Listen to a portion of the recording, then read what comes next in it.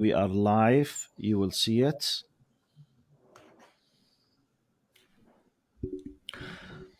Bismillah ar-Rahman ar-Rahim. Alhamdulillah. Wassalatu wassalamu ala Rasulillah. In the name of Allah subhanahu wa ta'ala, the most compassionate, the most merciful, all praise and thanks are due to Him.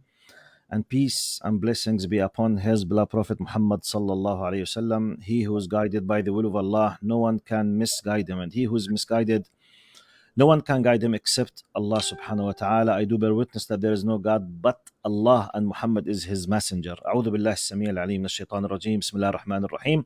والعصر إن الإنسان لفي خسر إلا الذين آمنوا وعملوا الصالحات وتواصوا بالحق وتواصوا بالصبر.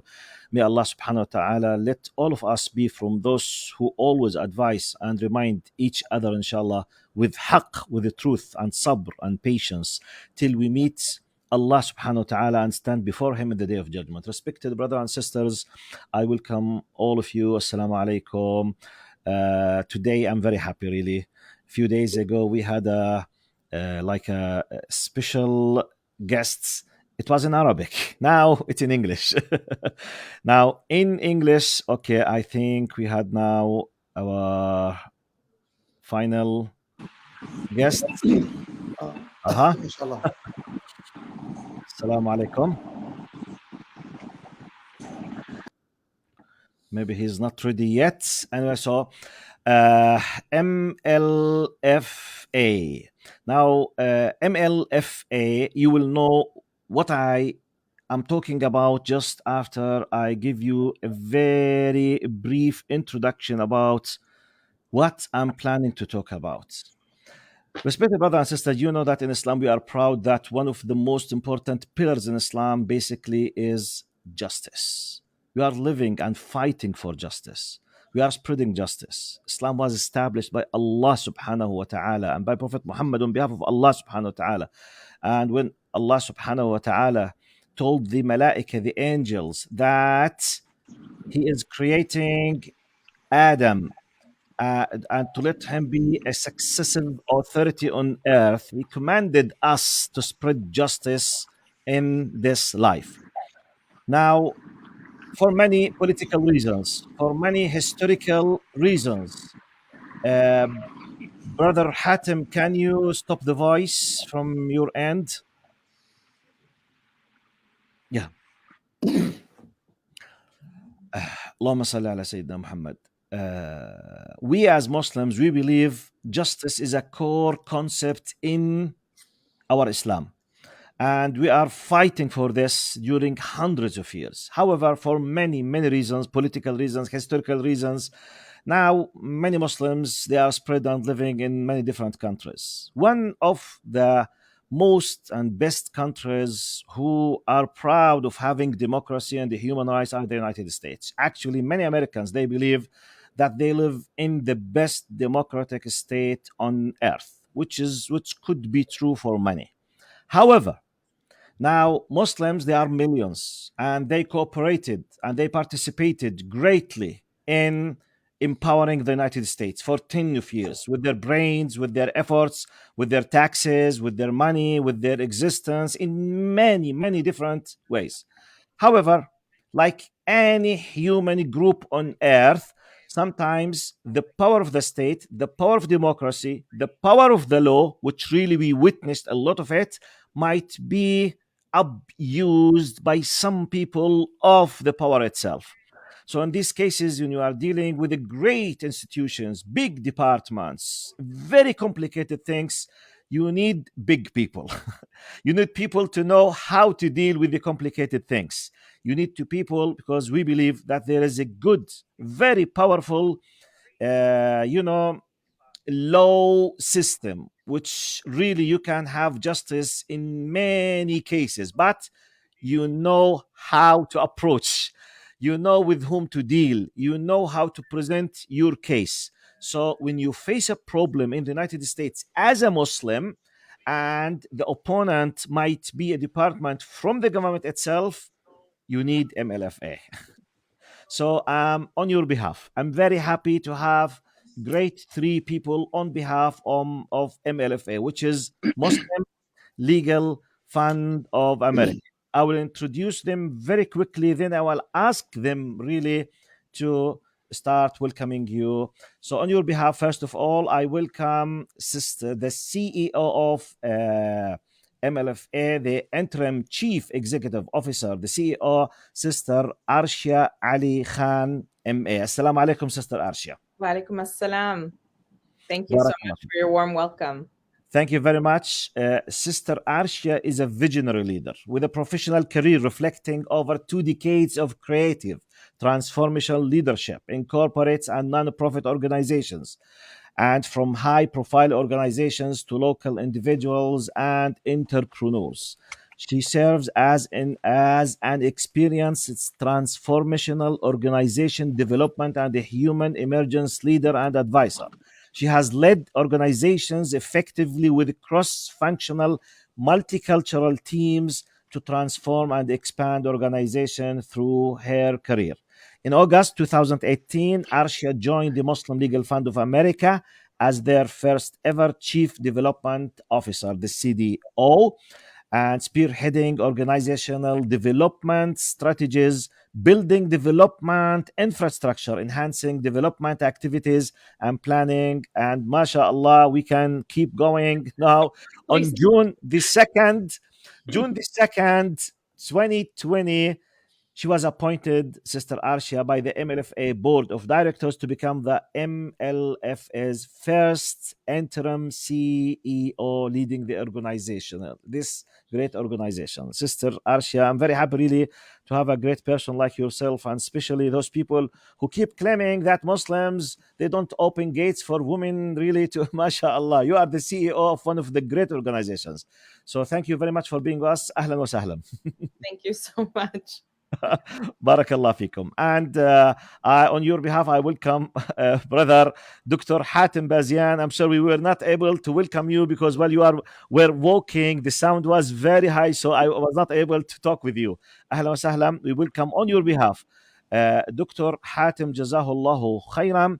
Dr. Hatem Bazian, he holds a PhD in philosophy and Islamic studies from the University of California and a lecturer in the field of the ethnic studies and Near Eastern studies. Jazahullahu khairan, brother Dr. Hatem, for being with us. And brother Ayman Aishat. Assalamu alaikum, brother Ayman. Walaikum assalam wa rahmatullah. Hayak Allah, Dr. Allah yazikum al khair. Brother Ayman Aishat, he's a public relation officer at the foundation and has a master's degree in communications engineering, a preacher, human rights activist, a professional motivational speaker, and distinguished advocate in Islamic da'wah for nearly a quarter of a century in America. MashaAllah, Jazakumullah khair for being with us. Barakallah fikum. May Allah subhanahu wa ta'ala accept from you your deeds. I'm honored really to have you. Now I think my introduction should stop by here. It's just just the beginning. Really, I make dua for you that Allah protects you and give you barakah in your efforts, Dr. Hatem, Sister Arshia, and Brother Ayman, and all the group and the team who are working with you. Jazakumullah khair. Now to spread awareness, which is the main goal of this interview. Sister Arshia, when we say, how do you define MLFA? If someone stopped you in the streets, are you the CEO? Yes. Okay. Who are you?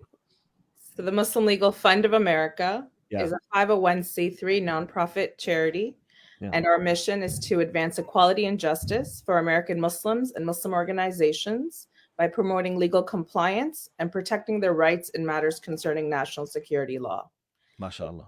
Essentially, the Muslim Legal Fund of America defends Muslim individuals and organizations towards any injustices caused in American courtrooms, in prisons, or in their communities in the guise of national security. Some people might ask, really, do you face any kind of injustice? Because some people think in the American dream, it's the paradise on earth. I'm going to turn that to Dr. Hatem because he's the premise of what the American dream for American Muslims has been in our context. And then, of course, I can share my perspective as well. MashaAllah. Thank you very much for this definition. Dr. Hatem, I welcome you again. MashaAllah. Last time when we did it in Arabic, you were amazing, MashaAllah, in highlighting history. And really, I learned a lot from you. Alhamdulillah, alhamdulillah, we're all teaching each other. MashaAllah, your understanding for the history and the comparison between what happened in France and in America and the law, behind the scenes. Sometimes the people, when they are ignorant about what's the reality in the history and behind the scenes, really they lose a lot of their rights. So basically, how would you like to introduce MLFA to the audience? Well, I just finished a program, and that's why I'm in my car and I was walking, on the anniversary of Martin Luther King. And tomorrow in the United States, we have a holiday for really putting the contribution and the impact of Martin Luther King and leading the civil rights movement. And for those who don't recall, at least to remember, that the civil rights movement was structured around three important gains that we had. One is the Civil Rights Act itself, which to provide protection for marginalized minorities. At the time, it was African Americans, Native Americans, Latinos, Asian Americans, but those categories increased, which means that a protected minority that have been discriminated against in the history of the United States. Yeah. The second most important gain is immigration rights. Prior to the 1965 Immigration Rights Act, many of us who are in America today or their parents were not allowed to come to the United States. United States immigration policy favored whites. So much so that when we were doing research in a conference in Sweden, one of the researchers documented that during the period of the earlier part of the 20th century, the United States recruited 1 million Swedes to make America white again. Wow. No, really? Yes, from 1882 until 1965, you had what's called the Chinese Exclusionary Act, which excluded much of the Southern Hemisphere. So many of us are actually, our ability to be in this country, we're standing and being able to be in this country because of the struggle of the African Americans in particular that led to changes in immigration. So the Immigration Rights Act.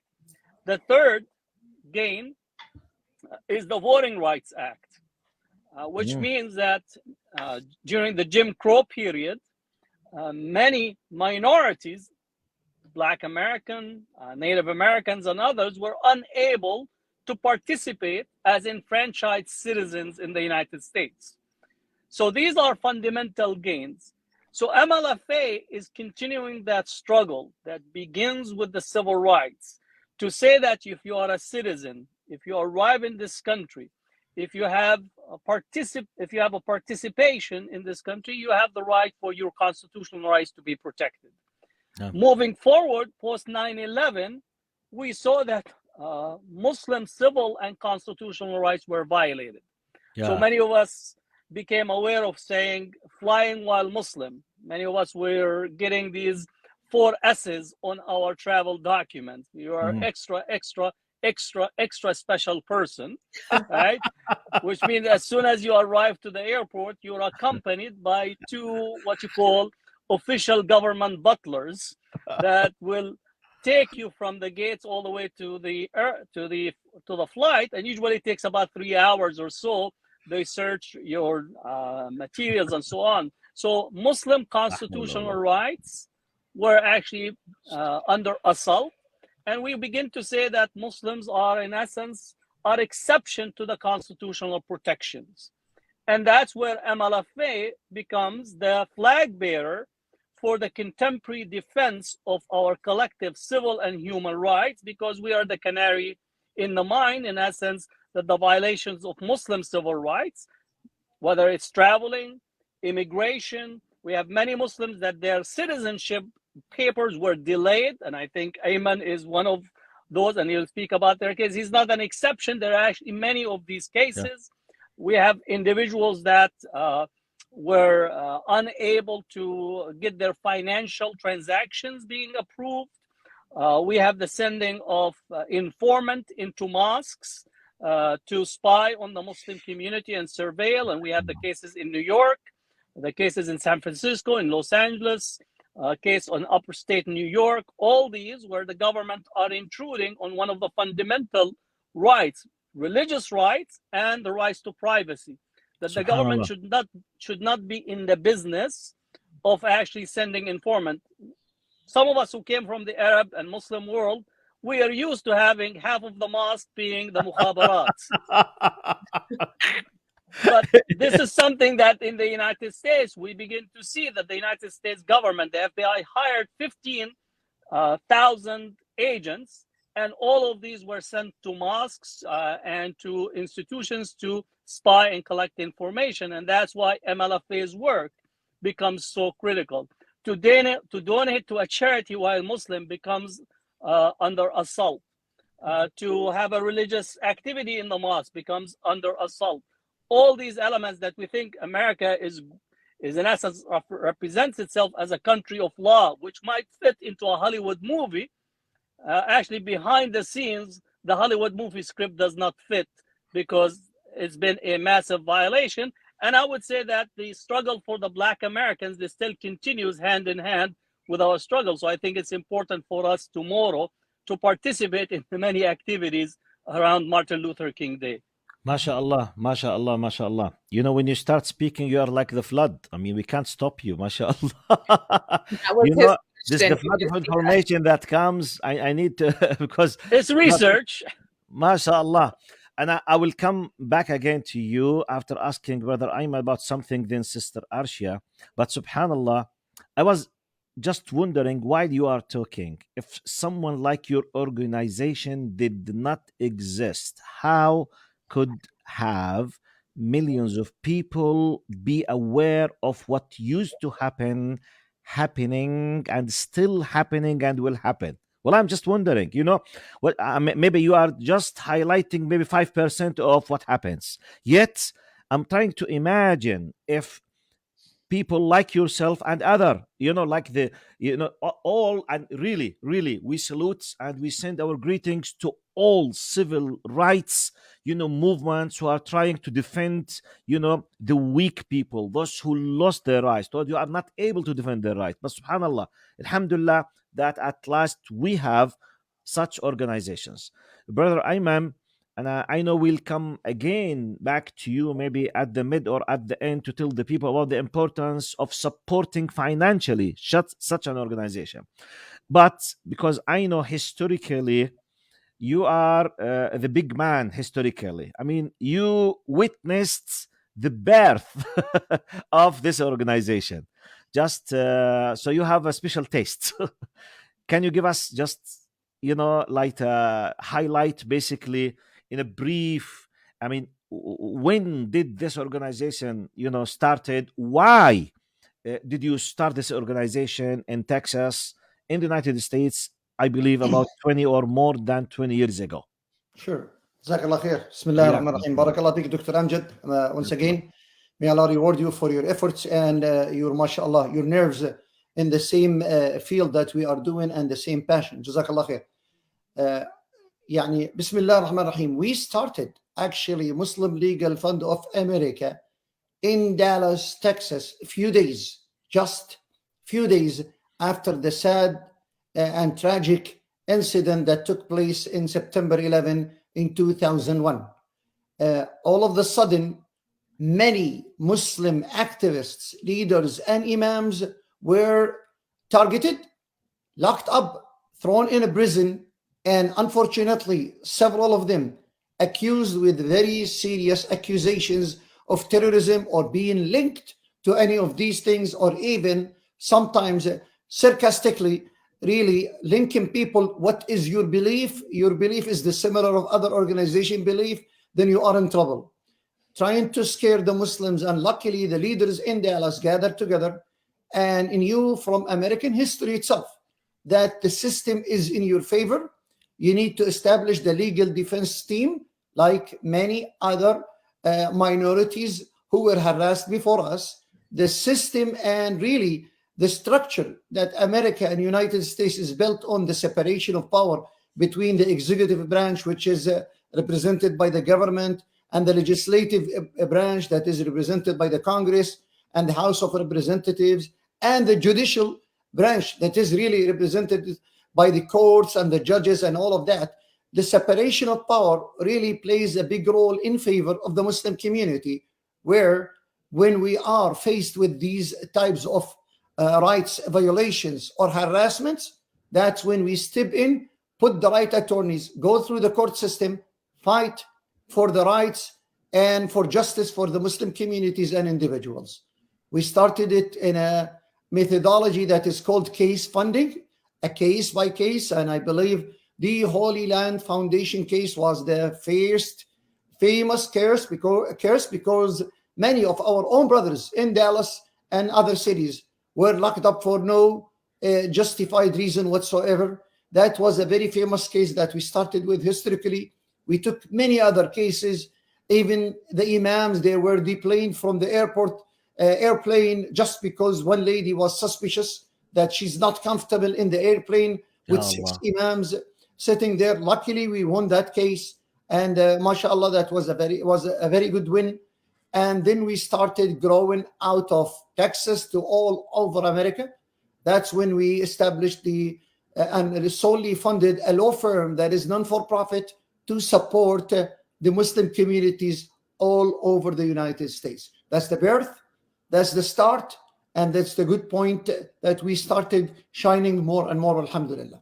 MashaAllah. Jazakallah khair, barakallah feek. Thank you very much. Back to Sister Arshia, the CEO of MLFA. Can you highlight for us basically what is the vision and the mission of your organization? Absolutely. I started with the mission, which is to advance equality and justice for American Muslims and Muslim organizations in the guise of national security. And our vision is really what Dr. Khatam was reflecting. We would like American Muslims to be treated like everyone else. American Muslims, I mean, there's been conflict in how we describe being American, right? We assume that we have rights. And I often bring this quote up in front of my clients and friends. When I was talking to Charlie Swift in my beginning of MLFA journey, he said, you know, Arshia, you guys as Muslims think that the FBI are looking for a needle in a haystack. He's like, you won't understand what I see until you understand that you are the needles. Right? Like that was really daunting for me because again, I know from experience and from being a Muslim woman in this community, what my own experiences, what my friends and community had dealt with, but we all think it's not going to happen to us. We all think we're not watching. I didn't know that the beautiful 4 S's that Dr. Khatam earlier described was because I was on a watch list. I used to get them all the time. I used to see horrified faces when I was in the airport. And I didn't understand why. There was a naivety and an innocence of just being American, just being me. And, you know, the Muslim Legal Fund of America really opened my eyes to all of those experiences where I was dealing with it as fear. And I had internalized that fear. I remember telling my children to stop talking and don't make noise and stand straight. And so there was an experience of trauma and panic that I was operating in this country with, because I was Muslim. I remember my husband in the airplane and we were just laughing and jesting. And I was expecting at the time, and I was being harassed by, you know, Americans on the plane. And when I walked in, they had made an announcement to like not say anything because my husband and I were walking in. And I remember again sitting there saying, wow, this is the first time in my life that people are looking at me, but I can't play or touch like there was just these eyes on me. And that is really where MLFA started to educate me and where I became more and more passionate about why this work is so important. We don't know what's happening, and that is not an excuse. We are going through these motions. We are being terrorized and traumatized and being stopped, and my hijab was removed. Like so many things happened to the community. And we think, oh, because we're Muslim, but that's not acceptable. And that's where MLFA is saying, you know, you asked me in the beginning, how I really describe it. I gave you the right answer, but the real answer is we're giving voice to the voiceless. We're shedding light on injustice. We are fighting for people who don't have the ability to fight. You know, a case of MLFA that really has changed me is, you know, we say in the Quran, saving one life is saving all of humanity. Well, my sister Noor Salman was taken from her home. I'm a mother, she's a mother. Her son was 2 or 3 years old at the time, with FBI's knocking and guns blazing, taken to the police station in the middle of the night. After 18 hours, she confessed to a crime she didn't commit, and then she was thrown in jail, removed from her son, drugged for 23 of the 24 hours for 23 months.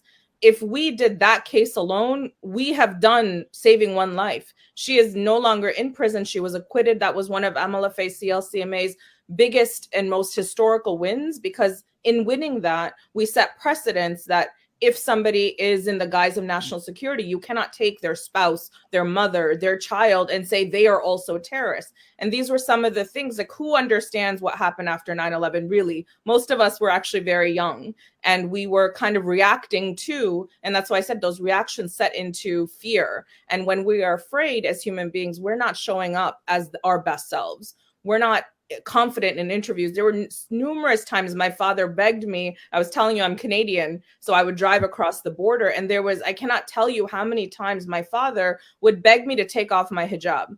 When you're crossing the border, I should just take it off. And I would say, Dad, like, if I take it off, it's worse. Like, they have my passport. I wear hijab. Like, this is a conversation a daughter is having with her father because of the fear that American Muslims and Muslim Canadians were also in. So that is really where my passion, my drive, and my fire for this organization started to come to form, is that we need to exist not to win. And that's where a lot of people like, how many cases? What's the win? Everything we do is a win, because what we are doing has never happened before. So every time we were denied, we took a lesson, but we are trailblazing. Nobody dared, because we're all scared, to go in those directions. And we did do that. And showing up is half the battle in the legal system. And how do Americans fight through? That's why I turned it to Dr. Hatem. When you have Dr. Hatem, a professor who's specialized in Islamophobia, I don't answer that question. This is big and huge, and it's not starting from here. But as he said, and I believe that as well, we are part of this fight. We are part of the minority fight. We are part of the fight where Americans need to belong to the country we're in. And I joined, really, even for my sons, right? Mothers were afraid of, Black mothers are afraid of leaving their boys. I'm a mother of sons, and I was like, I'm afraid for my boys. And that's really, for me, what MLFA is about. But when you hit national security, and we can go into more technical issues, I'll end with this. Charlie Swift also said to me, to kind of educate me, when somebody who has committed a crime as being stopped by the FBI, they're at a level 6 rector Arshia. So from 6 to 0 for them to be released. When you're a Muslim, it starts at 12. When you have, and if every Muslim is considered like a pin in this pie, which means any of us, myself included, are watched or scrutinized, then when you get stopped, you're not at a 6. You're not at a murderer level with federal level. You're at a 12. What does that mean? Right? And so what is the thresholds that we have to go to? So we are fighting for due process. We are fighting to belong. We are fighting to be treated as Americans. And that's really our vision, that my children don't have to be afraid, that I don't have to be afraid, that we have the rights and the justices that were given to us by holding these passports, as citizens of this country and nation. MashaAllah, MashaAllah. Wallahi, you highlighted very powerful things. I like two in specific. You said, what do we gain? Are we gonna win? We are, by opening the eyes of the people, we are winning. By saving one person and bring him to justice, we are winning. Giving voice to the voiceless. This was one of the best, really, phrases that you are briefing what you are doing. And I can feel, really, maybe you have something very special that we can't have it. Talking about myself, Dr. Hatem, Brother Ayman, you are a hijabi Muslim.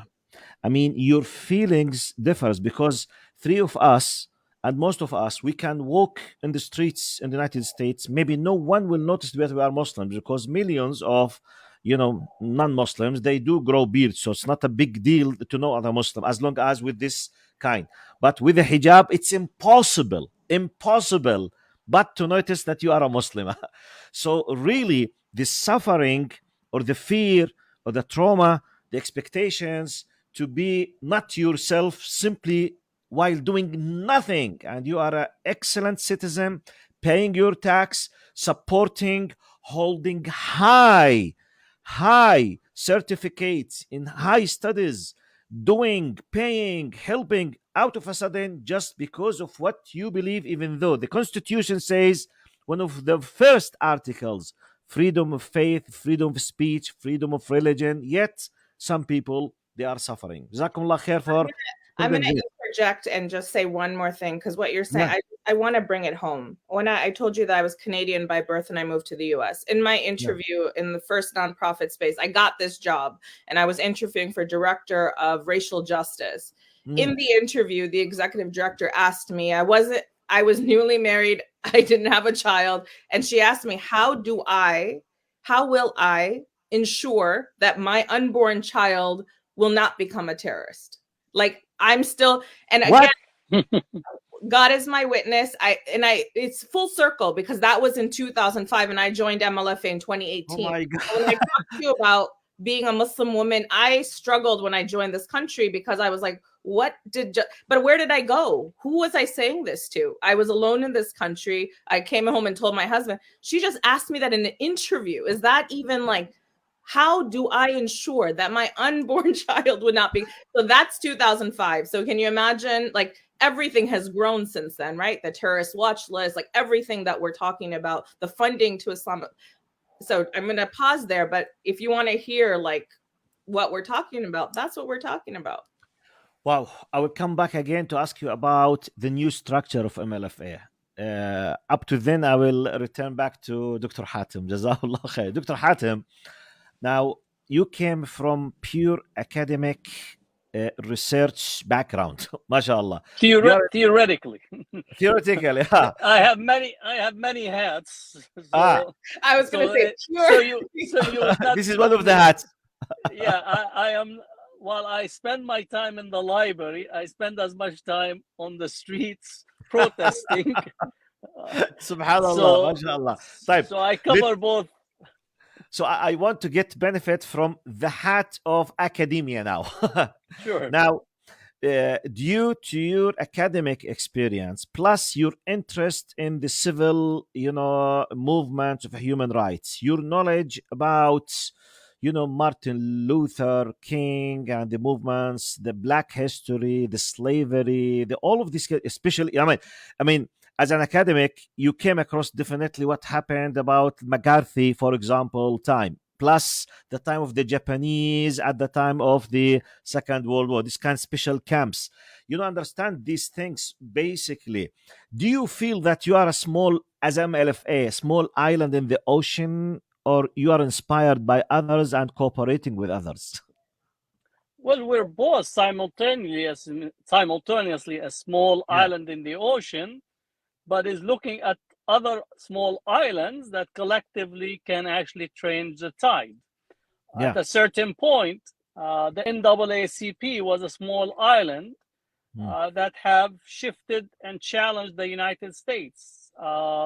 Racial policies, violations of the Constitution. So when we think of Thurgood Marshall and his taking on Brown versus Board of Education, and basically demolishing the apartheid structure that was present in the United States at the time.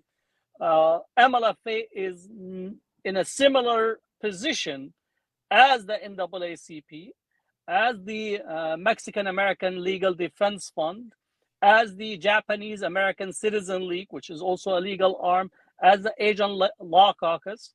So it's always a small, committed islands of advocates for justice that take on the institutional capacity of the government to violate the rights of individuals. And in here, let me say the following.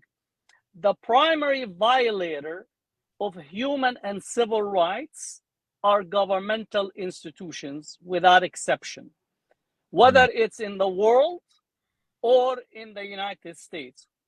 Individual violations could be accounted for. You could, what you call, have a civil recourse, file a lawsuit. You could take the government, but you take a company to the court. But when the government itself institutionally uses its own power to convey or remove rights, then you're dealing with a massive violation. And we could speak about the Muslim world and we could speak about the Western world. they both engage in these violations in different way. And I would say many of our listeners from the Arab world, they say, oh, why you're complaining about America? Come and live in Syria or in Iraq or in United Arab Emirates, in Egypt, and so on. And they have a valid point in this. But each area and each government and each society has to be judged upon the principle it articulates for itself. Yes. So if you want to compare America to Syria, that's your own prerogative. But you need to actually compare America to the ideals that it professes. Yes. From its foundation all the way up to the present. When it says that all men are created equal, we have to know that women were not included, blacks were not included, Native Americans were not included, Chinese were not included, and many other peoples were not included. So all men created equal, which is only white men who own property that were included in that category. And it took a struggle time and time again to open that category to actually include all these communities to be involved and to continue the struggle for equality, for justice, for the ability for an individual to say, I have a citizenship and my citizenship means I have the right to political articulation. I have the right to have my own epistemological construct. I have a religious freedom. I have the ability to go to my mosque, church, religious center without have to be violated. I have the right to speak my mind. I have the right to publish. All these have been restricted to Muslims post 9/11. And more so, we are citizens on probation. I have to prove a negative in order for me to have an affirmative articulation of my citizen. That's what I have to prove. So that's what we need to actually make sure that we articulate this aspect relative to what's our citizenship in the current context, and how to make sure that when we say MLFA defends Muslim civil and constitutional rights, to understand what that means. Jamil, mashallah. Would you like to add anything, Brother Ayman, on this specific point about I have a dream like Martin Luther King? Actually, your dream came to be true, alhamdulillah. Yes, true. Actually, I was a strong believer in the mission and in the work. And the practical aspect of the existence of the Muslim Legal Fund of America from day one.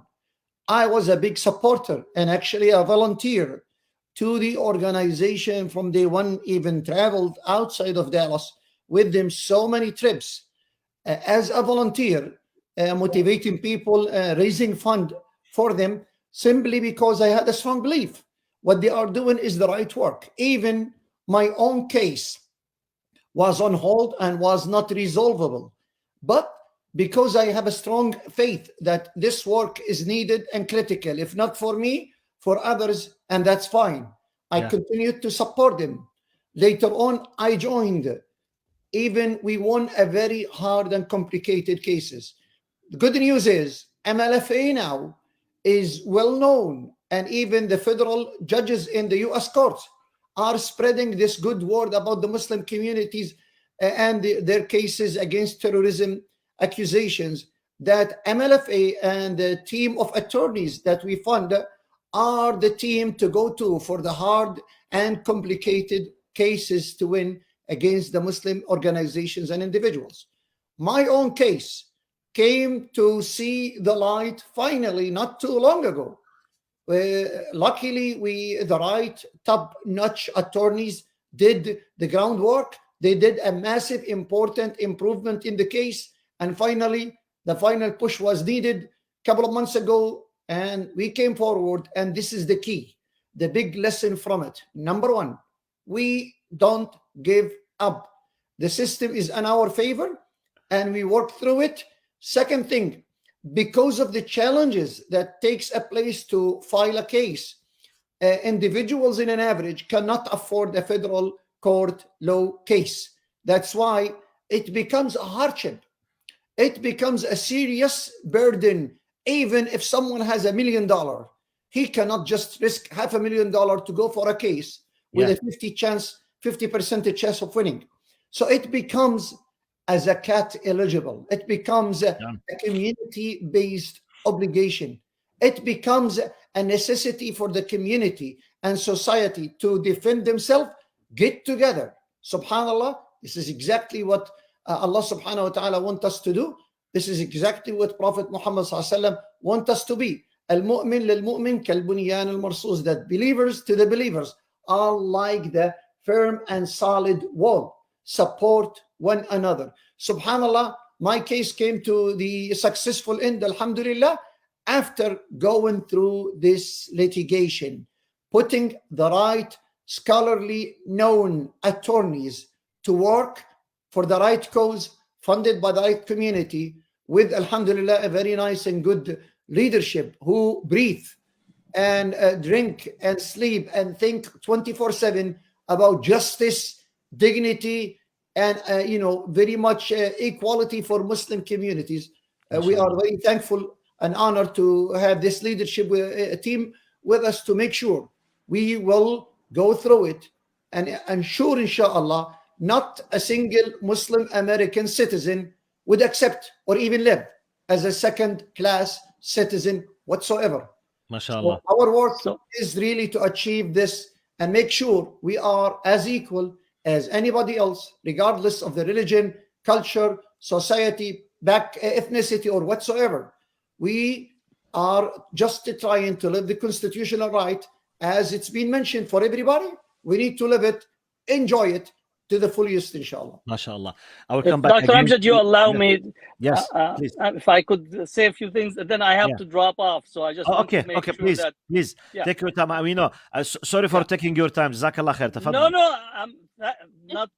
You don't need to be sorry. We're thankful for your ability to actually give us the platform and to include MLFA as part of your coverage and or organization. Nothing to apologize about. No. But whenever we talk about the struggle for civil rights, we always have to think that it's a multi-pronged strategy. We often think of Martin Luther King and the civil rights movement, and even all the way up to the present, only in the relations to one aspect, which is protest in the street, which is very important. Yeah. But if we actually think of MLFA's work in context of history, we are taking on the legal part of the struggle that was present in the civil rights movement.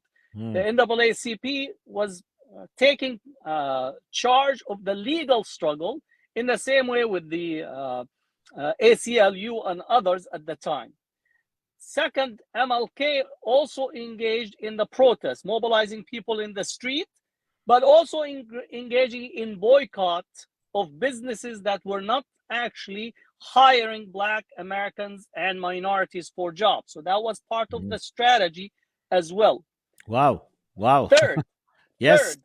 There was also a legislative strategy seeking changes in the law. And that's where you have the Civil Rights Act, the Immigration Rights Act, the Voting Rights Act. That was taking place simultaneously. And then lastly, there was an educational research academic component that was also part of the struggle for civil rights. If I would look at the Muslim community, we are pursuing similar type of patterns.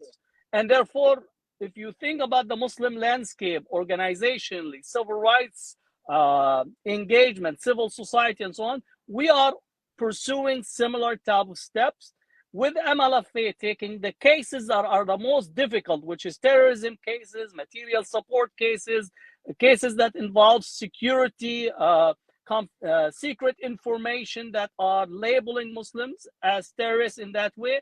And we are specializing in taking that part of the defense of the community and proactively trying to change the law by challenging the government in the court.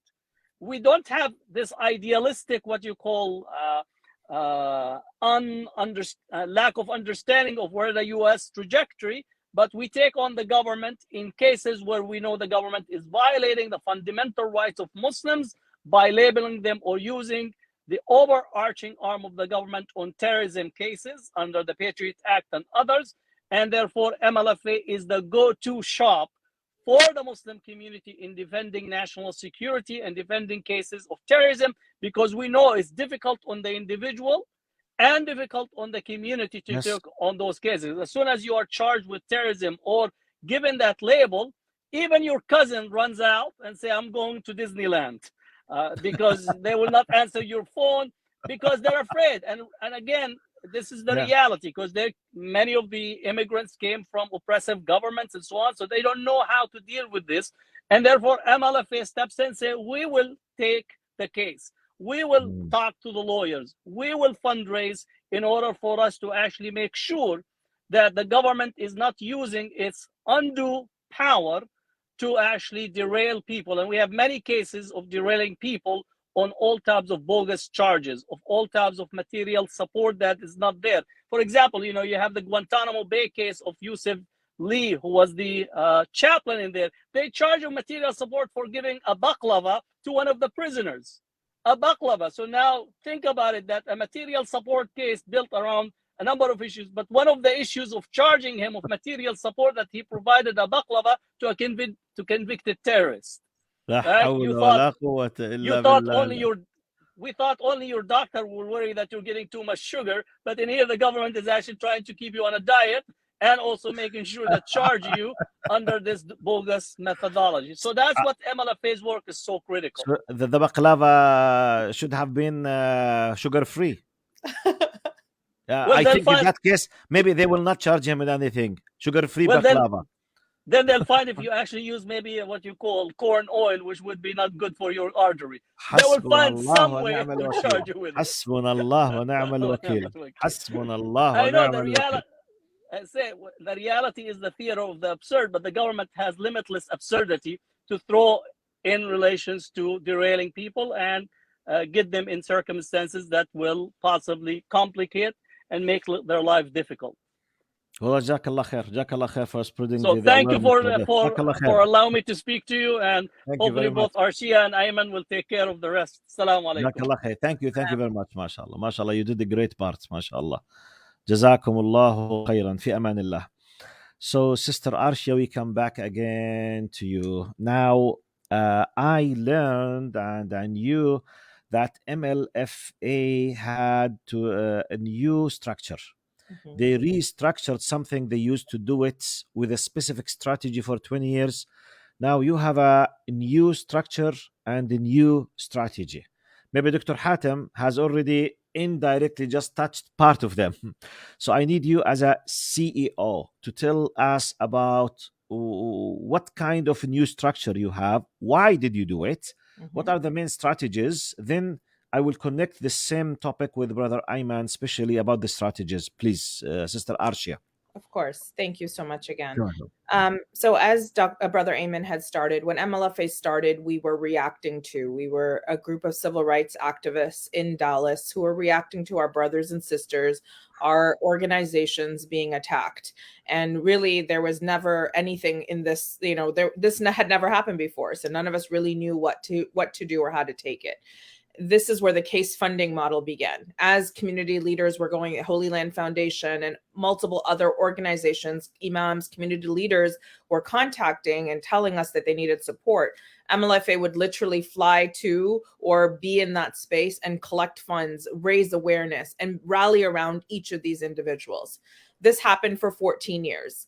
And it was obviously, you can imagine the challenge and the number of cases that we have taken. If you know anything about the legal system, you know that on average in the United States of America, to get a decent attorney in 2020, you're looking at about $300 an hour. Wow. So you can imagine the cost. Wow.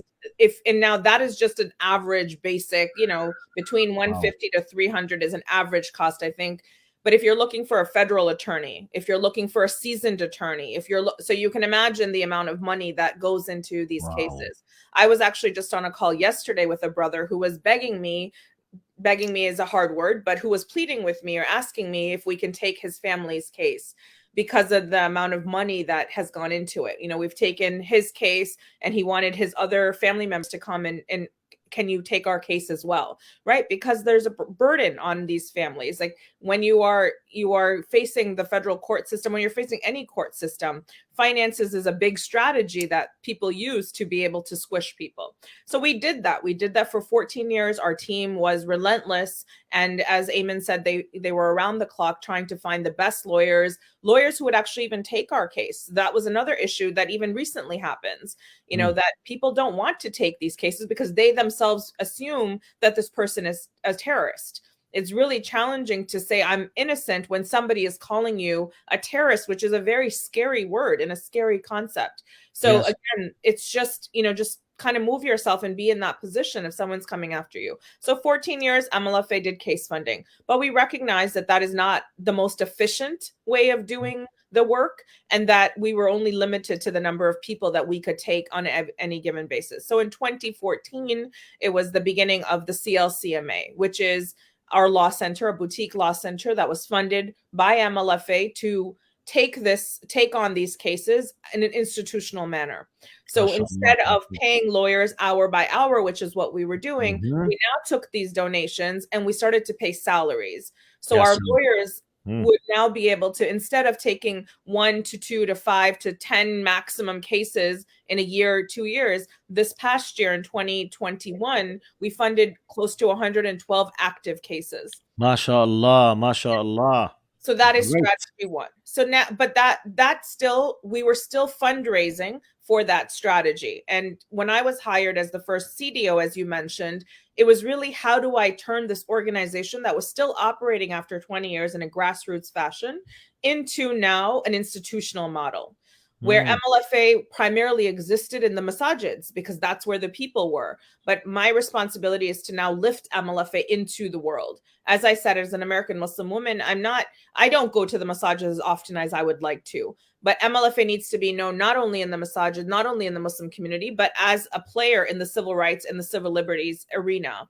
as a player seeking foundational support, seeking grant funding, diversifying our portfolio, really looking at where our efficiencies are and how do we make ourselves stronger. So this year, in 2018, we started to really do an org assessment.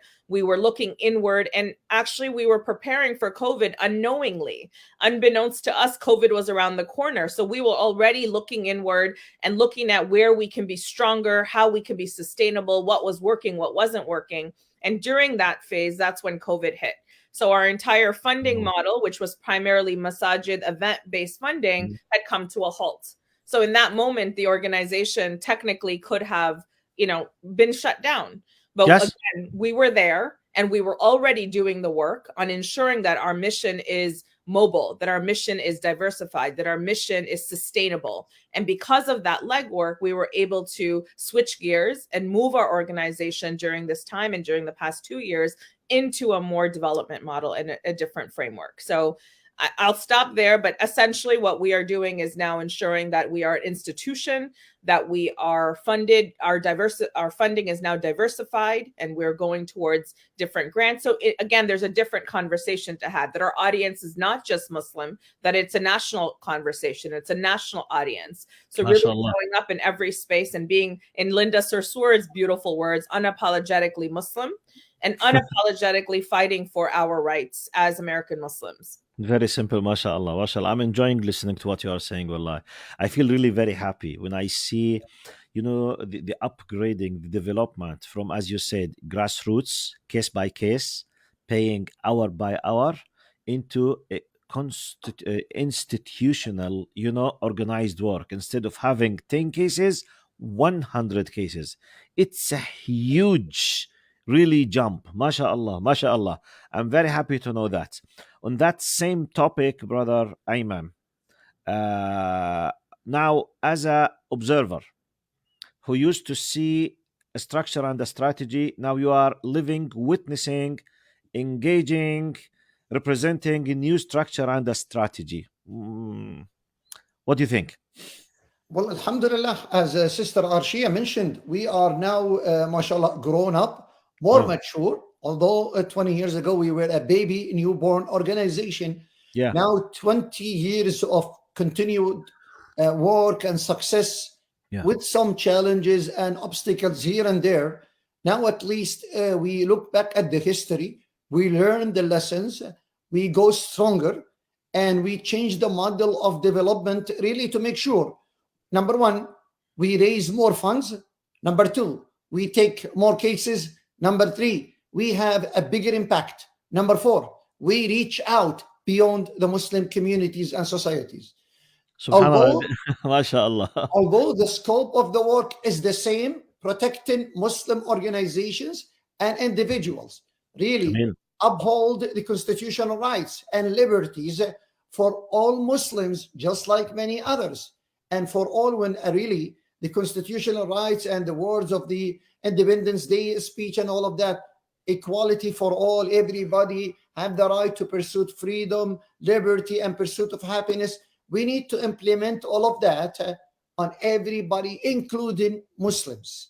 So we are emerging into real national organization, institutionalized work, system, process, while we are staying in touch and engaged with the communities at large, especially the Masajid and Islamic other organizations. We are in every conference, in every big gathering, leadership, and all of that. Yet we reach beyond the Muslim communities to make sure we have alliances, to make sure we have a backup from other civil rights groups. We make sure that we work with other experts who have the government legal compliance big door of help and support covered. That's why you see a bigger success. That's why you see more support. Even during the pandemic, when many small organizations had to technically shut down or freeze, Muslim Legal Fund of America, MLFA, stood up proud, tall, emerged stronger, and continued to raise funds. Of course, thanks to Allah first. Second, thanks for the leadership who really believed in the cause and struggled and continued to work day and night.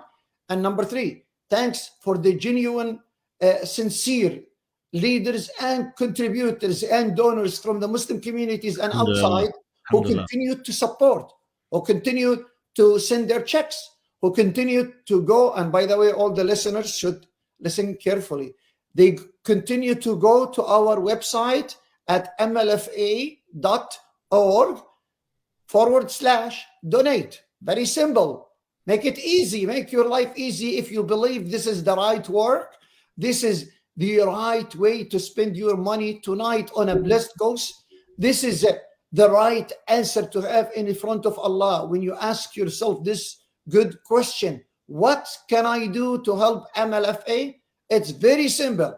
Look at the screen. Dr. Amjad, mashallah, he just put it for you. MLFA.org/donate. There is no // Dr. Amjad, by the way. After donate, there is an empty space. There is nothing. So it is very simple.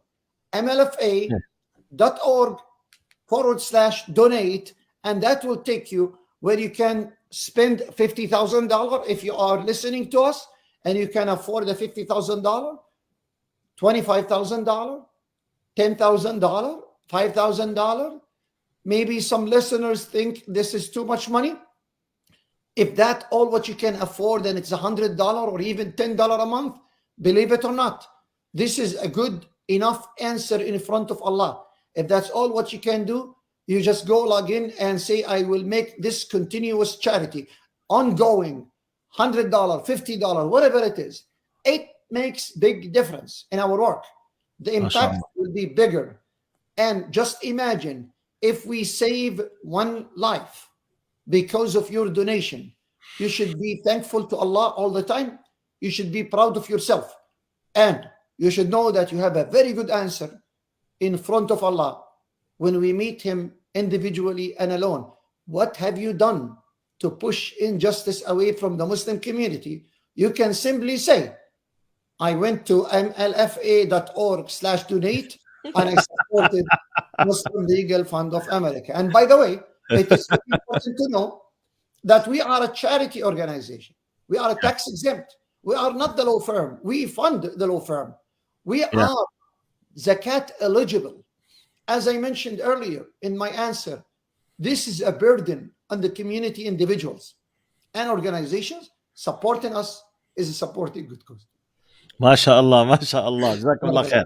Now, I want to ask Sister Arshia a question, but I need to know for sure, what is the population of Muslims in the United States? We are at 1.1% of the population. 1.1%. 1.1. So you are talking about 5 to 6 millions or more? 7? I don't know the exact number, but we are still a small percentage if you look at 1.1%, but we are a significant number, obviously, and we are growing. I think. So let's assume you are around 6 millions. So may I ask, mashallah, 6 millions, maybe, which contains tens of thousands of PhD holders, tens of thousands of master's degree holders, tens of thousands of business people, a few thousands of multimillionaires, hundreds of thousands of activists, especially on social media. Okay. So now, MLFA, what is your strategy in terms of reaching to those Muslims in specific, just to be aware about the importance of what you are doing? Do you have a strategy reaching Muslims in the United States now? Forget others outside the States now. Yeah, and thank you for that question. I mean, as I shared with you, part of the work that I did when I first got there was looking at who our audience is and who had heard about it. And I've been in the Muslim nonprofit space for 17, 18 years before I came to MLFA, and I hadn't really heard about it. I heard about it through word of mouth. So that, again, who was our audience? And so part of my work at MLFA has been to get us out of the masajid community, not out in a way that they don't matter. They are our bread and butter, our brothers and sisters. And there's never a time where we don't want to be in the masajids, but we have to do more than that in order to capture, as you said, all of the millions of Muslims and leaders and activists and millionaires and billionaires that are out there. So part of our strategy is what we're doing right now. We're gonna, my role this year will be, last year, as I was sharing with you before we started, was really ensuring that the foundation of the organization was sound and solid, making sure that every efficiency, every best practice is either assessed or implemented if we can, or kind of a trajectory to that implementation. We launched a partnership last year, despite it being COVID and despite us having low capacity, with Lilly School of Philanthropy and their Muslim Philanthropy Initiative. So we took a program that was in-house at CLCMA and we expanded it to a university partnership, and we turned that into a 5-year minimal relationship where there's research, there's application, and there is programming happening. So those are some of the things that we're doing to expand and get our mission out there. We're also engaging with partners. So last year we did a lot of research on foundations and individual foundations and different programs that we can be a part of. I am engaging a lot with Brother Ayman more into the community. So, we were part of different community initiatives, different funding initiatives. I'm talking to our donors. I'm asking them to help amplify our work. And I think right now we're in the Muslim conference space, but inshallah, we're also, last year I did speak at some non-Muslim conference spaces, and that's some of the strategy that we're utilizing to really get up there. We're also building partnerships with our ally organizations. So ACLU. So I'm working on some grants and other, Southern Poverty Law Center, like other allied organizations who are in this civil rights, civil liberty space. We're also building relationships with them as well. And we're looking at where we can show up as leaders. And that's part of our strategic priority moving forward, is to be a national thought leader. So my ultimate goal with our website, which is just in its baby form right now, is to be the hub for national security for American Muslims and Muslims around the world, actually. So my goal right now, you have a foundation. I spent last year building the back end, but moving forward, I'm working on building the front end, the heat maps, the resources, the assessments, knowing your rights, how to talk to an interview. Like, we've done work for 20 years, but we haven't really pulled that work out to bring it forward. And that is what you're going to start to see, inshallah, as we move further into our own development as an organization. MashaAllah, MashaAllah. Now, I will go to Brother Ayman. I will come back to you, Sister Arshia, again to ask you about the difference between you and CARE, for the people just to differentiate. But now I need Brother Ayman with a simple question. Brother Ayman, now, is there any room in the future to find a space within the law itself to be funded by the government itself? I mean, you know, probably more me than Eamon as a question. This one, really? Okay. I mean, because Okay, again, you know.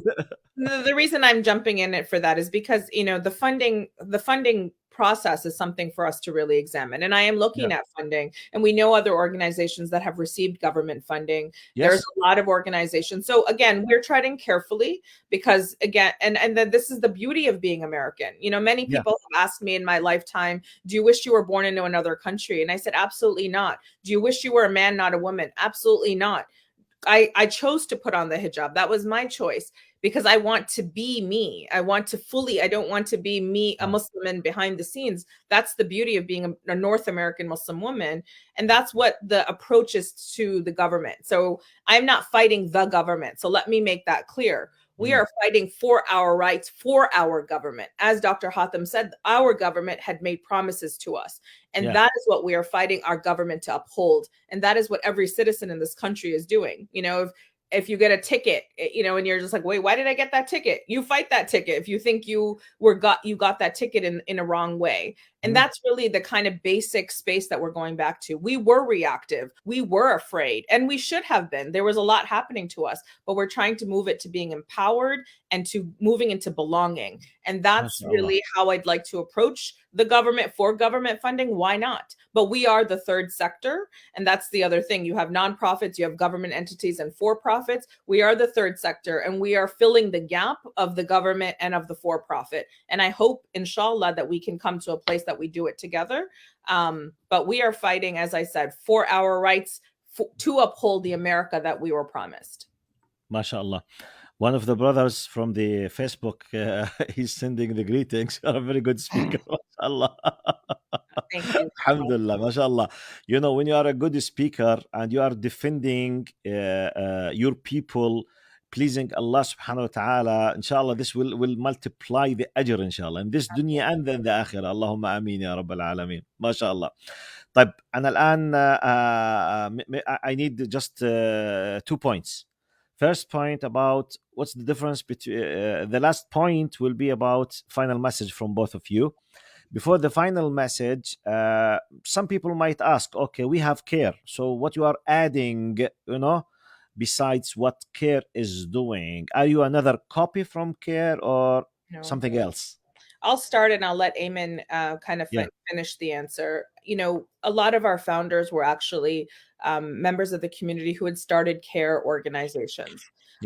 And they, you know, in Dallas, as well as our board members, even currently today. But when 9/11 happened, it changed the game. So as we said, you know, we are focused on national security. Those are the spaces that we took. We have specialized. We have taken 20 years to hone in and really specialize on that national security piece. And CARE partners with us in many spaces as well. CARE, and again, I don't want to speak for CARE because I know there are multiple CARE organizations. Generally, you know, in civil rights, civil liberties, they are also working with hate and bigotry and ending those in civil rights. And MLFA is not doing that. A lot of people have asked me, Arshia, can you come to my school and talk about bullying or Islamophobia? You know, I do structured Islamophobia. I'm doing institutional Islamophobia. I'm in the courtrooms, and I've been in the federal courtrooms. And that's why you haven't heard MLFA on the ground, because that's not where we were. And that's not where we wanted to be. When you're fighting a federal case, you don't want the attention because you don't want to sway, you know, we're dealing with juries and all these other things. So we had a different approach. We're still honing in and clarifying. And I don't want, like I said, my intention is not to speak for CARE, but when I can say for MLFA, our focus is primarily national security. We are primarily in the courtrooms. We are primarily in the federal space. We don't do a lot of the state work. We, you know, even when we come to the states, we're at the federal level. And that has been our focus. But maybe Brother Eamon can speak to more context, but that would be kind of, CARE is my partner. CARE are people that I work with, and we see ourselves as allies. If we need to push each other cases to one another, we do that, and we do that across the nation. CARE has reached out to me for many ways. I reach out to them. So we're, you know, there's no shortage. And I've been quoting Charlie Swift, so I'll say it again. The Islamophobia budget is in the billions, $20 billion.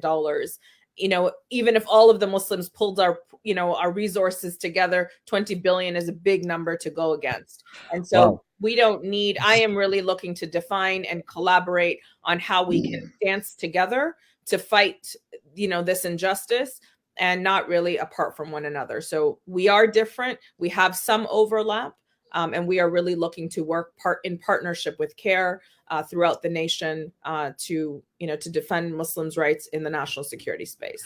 Well, before I listen to Brother Ayman, subhanAllah, while you are speaking, I was thinking how sensitive your situation is. From one angle, you want support from nearly everyone. From another angle, you are fighting a very powerful entity in the courtroom, and you need less publicity because you need to control what happens, because it's a very sensitive, security issue, for example, problem. Really, I felt as if you are walking in a minefield. You see? Yeah, that's exactly. Thank you for one uncalculated step could destroy a lot of your steps. MashaAllah. Thank you, Allahi, for saying that. And I think that's what people didn't understand. And I had to be within the organization to understand that. Right. And our focus is client, it is about the client. So at the end of the day, if we mess something up for our client, for funds or for anything else, we've lost it. So it is a very fine line, and it is something that we calculate and we move through efficiently. I mean, and now we have enough cases that we will start talking about them. But it was difficult to talk about them, and national security cases are not over in a day, in a year. And that's another thing we learned along the way. We thought on average case can take 2 years, 5 years. A lot of these cases, Amen, is 20 years, 15 years, 12 years. There are systems in place to keep you in the system. That's how the system feeds itself. And so again, there's a lot of intricacies here that you're touching on. So I'm grateful. Big challenge. You reminded me from one angle. One part of my job here in Canada, basically, I do family counseling and marriage counseling. Once, one of the sisters called me from Ontario. It's about maybe 100, 200 city, far from my place. So I have an office. I welcome the people, listen to them. So I gave her I gave her an appointment. She insisted that this does not suit her. Second appointment does not suit her. Then she said, I don't want you to meet in your office. I said, excuse me, there is no place outside to meet you.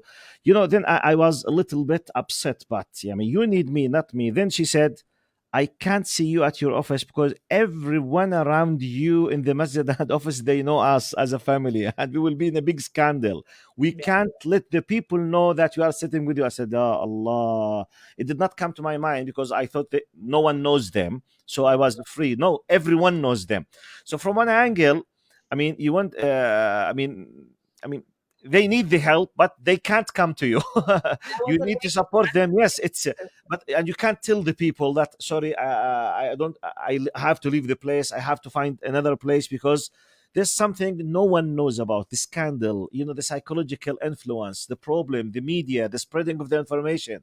It's a big challenge. Think about it for yourself. If and this is where we also work with nonprofit organizations for that reason. And many of them don't want to know that the government is looking at them, right? Like, again, media is something, and people do get afraid, and that's a reality. So we are in a very delicate balance. You asked how we're going to reach. We're going to reach it one person at a time. We're going to save lives one person at a time, and we're going to reach the masses one story at a time. Our goal this year is to shed light. Our goal this year is to build partnerships and alliances, and our goal is to always keep getting better. We are against ourselves. I don't necessarily have an organization that competes with us, but I'm up against myself, right? We are up against ourselves to ensure that we are putting the best service out and for Allah. And I said this to my brothers as my team. We answer to Allah first. When you go to the masajid or you go into the world and you ask for money in the name of Allah, Allah is the first one who is going to hold us accountable. And that is why I said to you, we started inward so that we can ensure that we follow every single dollar and that our dollar is serving our mission, so that I can speak to anyone in the universe and say, we are doing the best we can with who we are and what we know and what we have. MashaAllah, MashaAllah. Jazakallah khair. Brother Ayman, continuing the idea of the relation between you and CARE. The reason why I'm highlighting CARE, because nearly everyone, when care is mentioned, care, we know Nihad Awad, mashallah, we know, it's in the mind of the people. So after highlighting the relation from your experience, do you think having more multiple organizations like yourself and care is better, or just focusing on two and supporting them? جزاك الله خير. It's good also to document and people who are going to listen to this video and interview come and listen to it again, and it's even for the future. It is good to know that where care is specialized and the wider horizon of operation and work that the care mashallah manifest in is different than what we do. We are focused. Our area of specializing is much thinner, focus on federal law, litigation, courts, and all of this. It's good to know that mashallah, the founder and the current executive director of CARE, Brother Nihad Awad, is considered to be a role model for me among many other thousands of Muslim Americans. He's a very good friend. Actually, he was one of the keynote speakers of our recent online galas. Wherever it is good to document, we go for a main event for MLFA.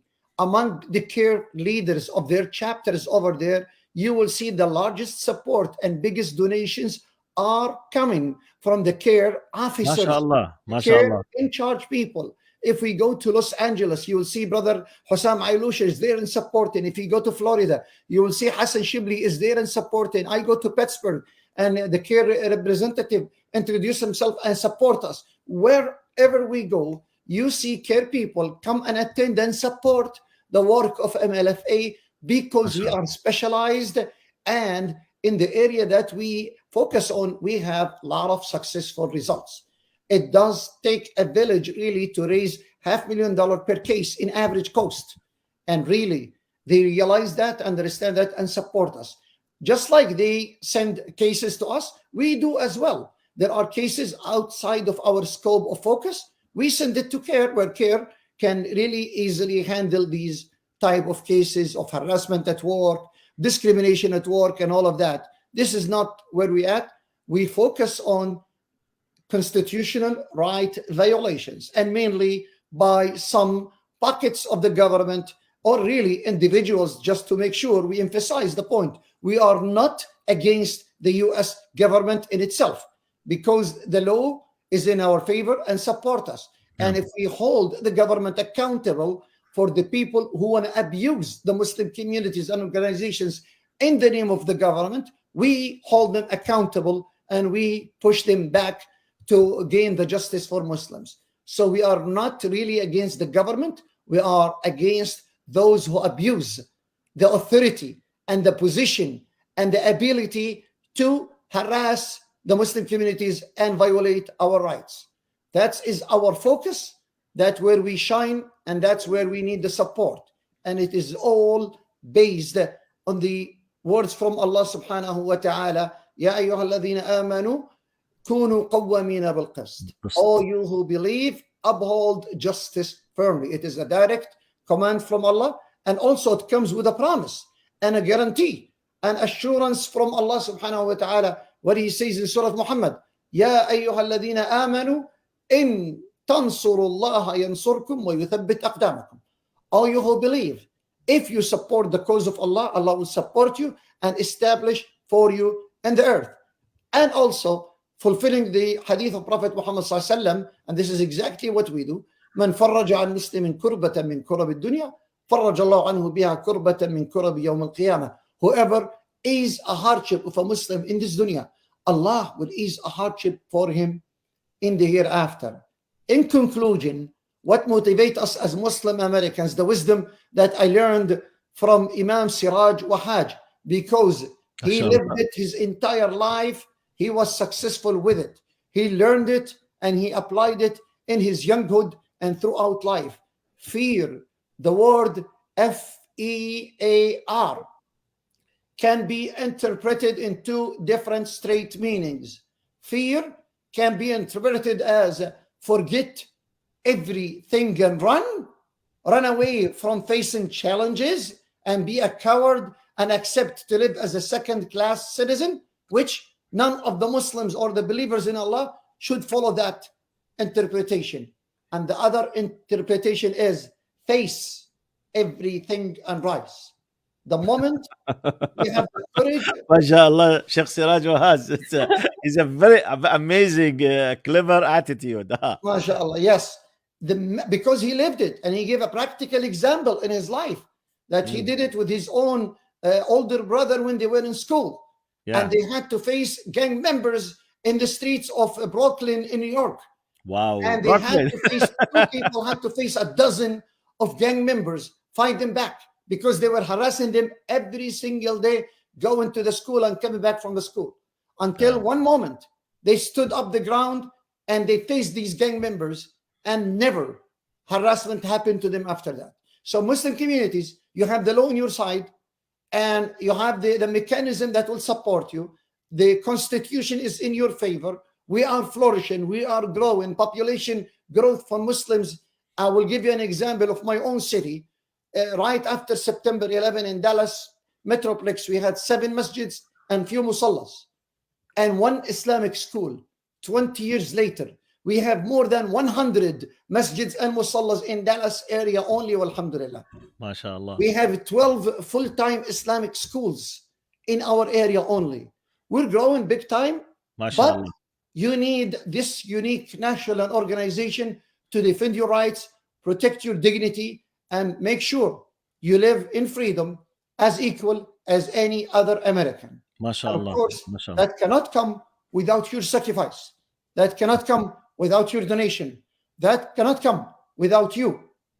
Give back to this charitable organization from your hard-earned money. You defeat shaitan. You please Ar-Rahman when you go to MLFA.org/donate. Donate, do not procrastinate. Give fi sabilillah so we can flourish, shine, and be more successful. Jazakumullah. MashaAllah. So we have to adapt Siraj Wahhaj's policy with regard to fear, the second interpretation. Of course. Face everything arise. Dr. Amjad, I thank you. Yeah. Amen. You can see why he's one of the pillars of this organization. Yes. I say that to him all the time, partner and pillar. I just wanted to ask one more thing that you were talking about with between CARE and MLFA, and just to elaborate on the collaboration. This year, MLFA and CARE Chicago participated in the Community Collaborative Initiative, and we are developing the American Muslim legal ecosystem, a model so that all American Muslims and anyone in the United States can see what what Muslim organizations in the legal sphere are doing. And so we are actually in this part of analysis and process, and we're looking at funding, and we're working with the Lilly School of Philanthropy also in this, and other donors and funders. So we are really looking at this question because it serves all of us if everybody knows where to go for what kind of help. As you said, you're a counselor, I am as well. And when somebody comes to you for the wrong reason and you can't help them, it hurts you when you can't help them. Yeah, it actually hurts our organizations, especially when our capacity is low. So inshallah, keep your eyes out as we develop this model and we put it into the world. Anyone can come to our websites and see who we are, what we do, and what the gaps are, so that and who is addressing those gaps. Because again, we are small, but we are fierce and we are mighty. And inshallah, with the help of Allah, we want to be able to serve our community in the best way possible. MashaAllah. Before the final message, another question came to my mind now. Now, is there any strategy with regard approaching the mainstream media? I mean, yes. So I didn't go into today. You asked me. I'm going to say what our strategic priorities are. And will be. So I'm going to list them. So our strategic priority number 1 is to strengthen and to protect the Muslim nonprofit community.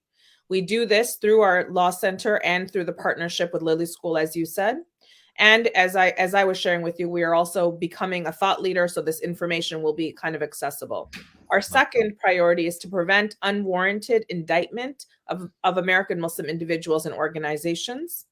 And our third is to increase reach and effective impact litigation.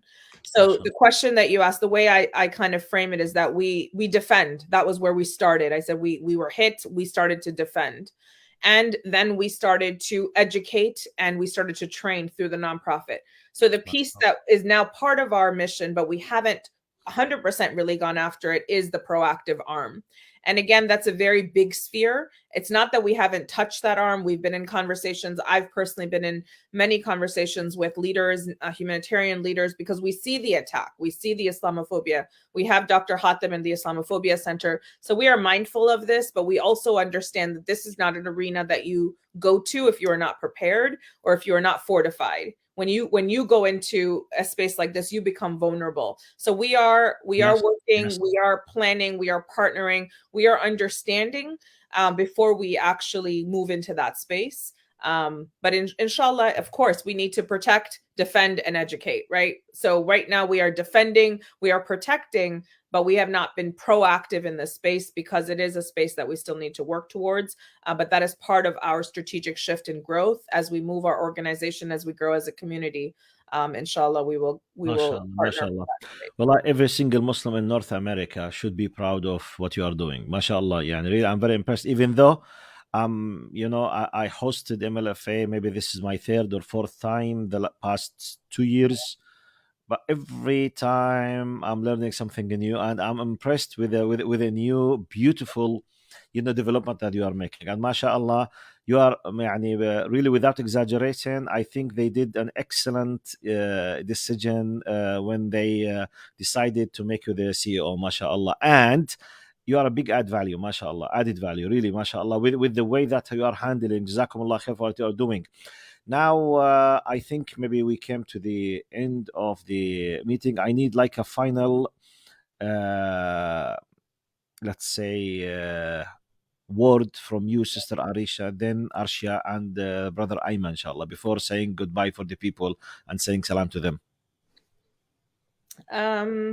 Final word. Join us, partner with us, be with us. If you don't understand, ask. If you want to help, please step forward. If you can support us in any way, we ask for support through talent, through your time, and through your treasure. This is not, I say this to everyone, I am just a steward. This is a responsibility. And we know when you take on a job in leadership, you are the servant to the people and you answer to Allah. So I am looking for partners and for allies. And if you have a skill and a talent and an interest and a desire to help amplify and elevate our mission, I invite you personally to reach out, to join us in this fight and be a part of our partnership and community, inshallah. MashaAllah. Jazakumullah khair. Barakallah feek. And I hope every single person listens to this interview. If really he has any way to support, any way, at least if you can do nothing, you can make the dua for them. You never know. You never know. We call them in the Arabic Islamic terminology, sihamul layl la tukhti. The arrows of the night, definitely they do reach their goal. It's a metaphor. Yes, it's a metaphor to tell that, when someone makes the dua really sincerely and no one sees or knows or notices him, it's out of his sincerity. So the possibility of being accepted by Allah is very high, because there is no room to show off anyone. I'm just alone. No one knows what I'm doing. And so at least, please, everyone who's listening to us, make dua for them. Brother Ayman, your final word. First, Jazakallah khair for your continued support, partnership, and being the voice, again, just like us, for those who do not have voice, and leading the work of awareness and education all over the world. Jazakallah khair, number one. And Jazakallah khair, Sister Arshia, for coming forward and help me here today. And for the audience and listeners, Muslims and non-Muslims alike. You see how noble this cause is. You see how critical this mission is. You need to come forward and support us. The easiest part, as Dr. Amjad mentioned, dua. And of course, giving up your money for this cause is one of the easiest things that you can do. Yes. So between all of us, we can continue this noble work and continue the success from one level to a higher level, inshallah. So Jazakumullah khair. If your community can invite us, will be perfect. If you have any question, just reach out to us. And the most important, if you need any help, let us know. Barakallah feekum. I hope we will not need help from you in specific. We will make dua for you. It's like the doctor. Do reach out. We are here, and I hope too that you don't need our help. There are many brothers and sisters who do. It's like the doctor. You know, the doctor, you say you make dua for him to have a good job, but you don't wish to go to him. Absolutely. Exactly. But this is a life, and this is subhanallah the sunnah. As Allah mentioned, وَلَوْلَا دَفْعُ اللَّهِ النَّاسَ بَعْضَهُمْ بِبَعْضٍ. It is the sunnah and the wisdom of Allah subhanahu wa ta'ala that people, in order for them to flourish and shine in this dunya, have to push each other to make sure peace have a place in this earth.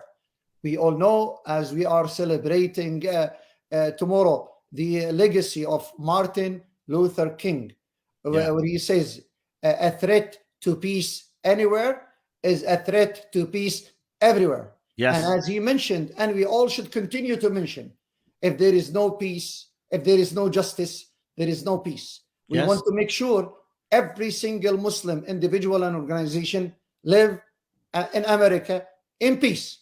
They deserve it. They are law-abiding citizens. They are highly educated, generous, contributing community members. They deserve to live as equal as anybody else, and in peace, inshallah. Before I conclude and make a very short dua, I want just to remind every brother and sister who's listening to us that one of the most beautiful things in our great religion, this beautiful system of life that Allah has decided to make it the final revelation and message for humanity through Prophet Muhammad SAW, is that after believing in Allah, that you will be accountable in the day of judgment for your intention and your efforts, not for the results. No, in Islam, Allah does not hold you accountable for the results. Results is not under your control. This is, this gives an amazing, powerful peace of mind. Because if I'm a salesperson with a company, human company, my target should be the results. Otherwise, I will be fired. Simply, logic, mathematics. With Allah, don't think about do your best, but the results not under your control. Allah will hold you accountable according to what you control. I control the intention plus efforts as long as I can. If I've done them, alhamdulillah, the gate of the Jannah will be open for me, not the results. And what about if because of your sincerity, because of your, this kind of purity of your heart, Allah might really reward you with tens of what you do not expect. Now, with this, let's say, vibe, with this spirit, one should not stop unless Allah takes his or her soul. That's it. Alhamdulillah ala ni'mat al-Islam. Allah, we thank Allah for our great religion. May Allah subhanahu wa ta'ala respected Sister Arshia, Brother Ayman, and everyone behind the scene who's working with you on this great job, and anyone who's supporting any oppressed on earth. May Allah accept from your efforts and give you, inshallah, the barakah, the blessings, the acceptance, and may Allah elevate you to the best level of acceptance in the day of judgment and in the dunya, inshallah. Jazakumullah khair. Really, I'm honored really to have you on my Facebook. Alhamdulillah, Allah blessed us by having this kind of individual means so that we can spread this beautiful, word. Jazakumullah khairan. Thank you very much. I personally ask your dua because you are in the front line supporting those oppressed people. Wallahi, as they say, أغبطكم in Arabic. Al-Ghibta in Arabic has no translation in English except by saying, I envy you in a good sense. Barakallah feek. We look forward to welcome you to US, inshallah. Inshallah. Jazakumullah khair. Barakallah. By the way, you said that you have 100 masjid. Do you have a good place for kunafa and hummus? We do. Course we do. Come to Chicago. Okay, take care of you. If that's the case, we will come. We will, Tell us in Chicago. By the way, both compete. And Toronto, we have a very good places for this. I'm not sure if we can compete, But we have something really very special, and Sister Arshia knows that. I do. Chicago. We'll come in the summer when it is warmer, inshallah, over there. Inshallah. Jazakumullah khair. Thank you very much. See you, inshallah. Assalamu alaikum. بارك الله فيك. حياك الله. وإياكم إن شاء الله. حياك الله.